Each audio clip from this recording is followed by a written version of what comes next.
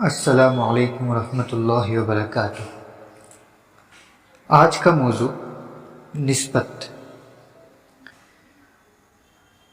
گندم میں کنکر ہوتا ہے، کیا وہ کنکر گندم کے بھاؤ نہیں بکتا؟ وہ بھی گندم کے حساب سے ہی تلتا ہے۔ اسی طرح جو اللہ والوں کی مجالس میں بیٹھتا ہے وہ کھرا نہ بھی ہو، کھوٹا ہی ہو، انشاءاللہ اس کا حساب کتاب اور بھاؤ اسی گندم کے بھاؤ لگایا جائے گا، اور انشاءاللہ وہ بھی اسی طرح بوریوں میں پیک ہو کے تلے گا اور کندھوں پہ اٹھایا جائے گا۔ اور اگر وہ دور رہا تو آوارہ پڑے کنکر کی طرح پاؤں تلے روندا جائے گا یا اٹھا کر باہر پھینک دیا جائے گا۔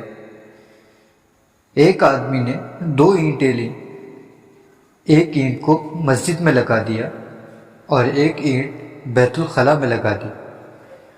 اینٹیں ایک جیسی، بنانے والا ایک، لگانے والا بھی ایک، لیکن ایک کی نسبت مسجد سے ہوئی اور ایک کی نسبت بیت الخلاء سے ہوئی۔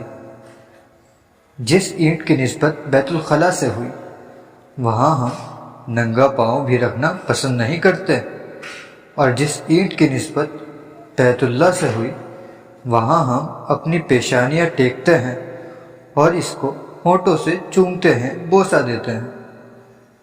دونوں کے رتبے میں فرق کیوں ہوا؟ قیمت ایک تھی، چیز بھی ایک تھی، اور بنانے اور لگانے والا بھی ایک تھا۔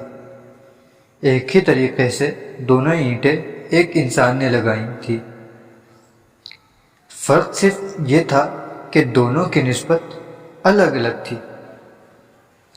اپنی نسبت اللہ والوں سے رکھیں، یقیناً بہت فرق پڑے گا۔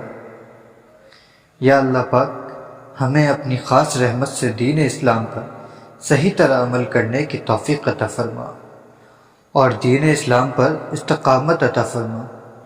یا اللہ ہم سے راضی ہو جا، ہمیں اپنی پناہ میں لے لے، ہمارے تمام کبیرہ و صغیرہ گناہوں کو معاف فرما دے۔